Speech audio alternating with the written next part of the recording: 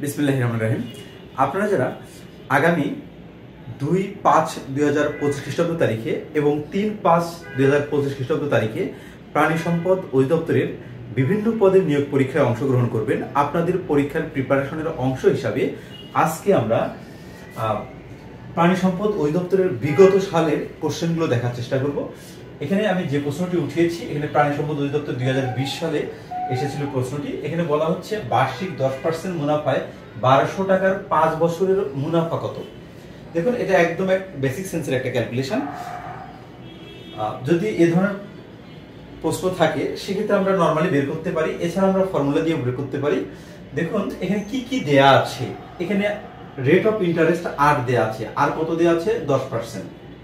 তারপরে বলা হচ্ছে মুনাফায় 1200 টাকা, 1200 টাকার মধ্যে এটা হচ্ছে এই টাকাটা সে ইনভেস্ট করবে, এটা হলো আসল হচ্ছে 1200 টাকা এবং 5 বছরের মুনাফা, তার মানে সময় হচ্ছে 5 বছর, এর হচ্ছে 5 বছর। ওকে, এখন মুনাফা কত অর্থাৎ হচ্ছে আই কত, আমরা জানি আই সমান সমান পি এন আর।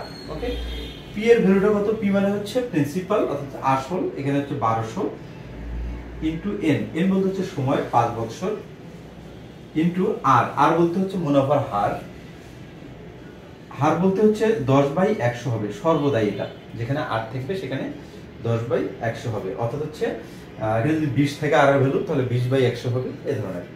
এবারে আমরা জাস্ট ক্যালকুলেশন করবো 1 2 1 2 তাহলে 5 12 60, 60 কে যদি আমি 10 দ্বারা গুণ করি তাহলে হবে 600।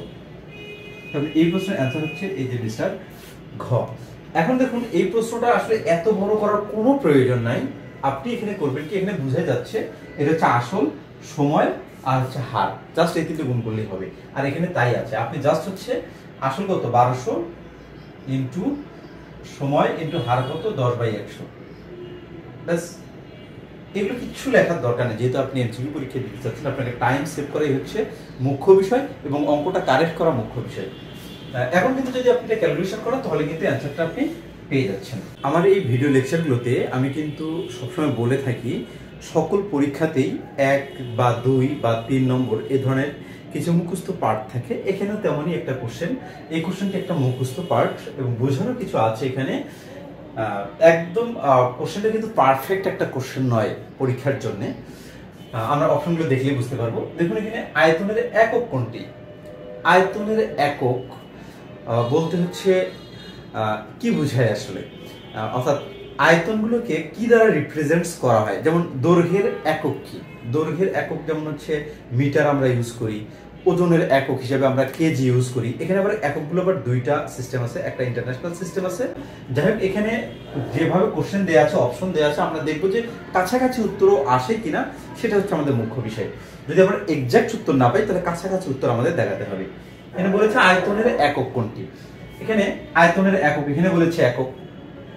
এই একক আসলে কি বোঝায়, এই একক বলতে এখানে আপনার দৈর্ঘ্যের একক হতে পারে, দৈর্ঘ্যের শেষে আমরা একক লিখতে পারি। তারপর হচ্ছে সেন্টিমিটার বা এখানে আয়তন আছে, তারপরেও কিন্তু আমরা একক লিখতে পারি।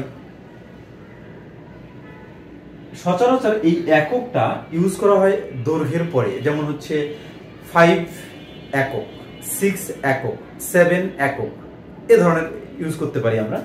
তো এইটা আসলে এই একক শব্দটা এইটার সঙ্গে আসলে যায় না, অকওয়ার্ড মনে হয়। এরপরে আমরা বর্গ এককে যাই।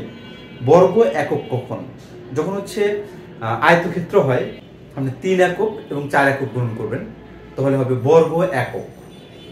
তো এখান থেকে আমরা হচ্ছে এটাও কিন্তু ওমিট করতে পারি, অর্থাৎ এটা কিন্তু উত্তর হবে না, এটা উত্তর হবে না। এরপরে এসে আমরা বলছি যে ঘন একক, হ্যাঁ এটা হতে পারে। আয়তনের কথা যেহেতু বলা হচ্ছে, আয়তন বলতে আসলে দৈর্ঘ্য প্রস্থ উচ্চতাকে বোঝায়।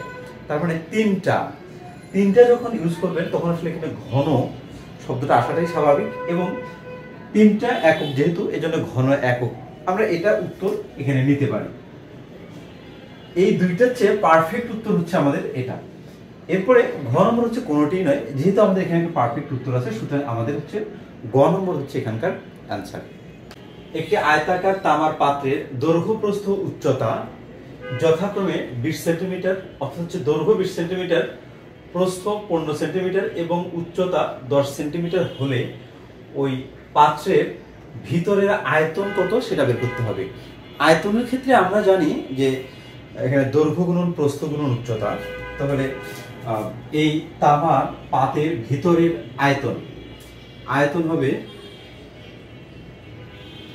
হবে দৈর্ঘ্য গুণন প্রস্থ গুণন উচ্চতা।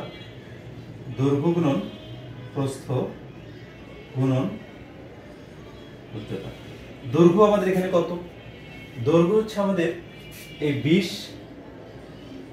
এখানে 20 ইন্টু প্রস্থ কত আমাদের 15 ইন্টু উচ্চতা কত 10 সেন্টিমিটার। তাহলে এখানে দেখুন দৈর্ঘ্য প্রস্থ উচ্চতা এগুলো সবগুলো কিন্তু সেন্টিমিটারে আছে, সুতরাং একক নিয়ে কোনো টেনশন নাই। তাহলে 3টা সেন্টিমিটার যদি আপনি গুণন করেন তাহলে ঘন সেন্টিমিটার হয়ে যাবে, এত ঘন সেমি। যদি আপনি 2টা সেন্টিমিটার গুণন করেন তাহলে বর্গ সেমি হয়ে যাবে। তাহলে এত ঘন সেমি আমরা গুণন করে দিই, 15 দুগুণ 30, এখানে 30 লিখলাম, এইখানে একটা শূন্য আছে এবং এইখানে একটা শূন্য আছে, এই 3000 ঘন সেমি।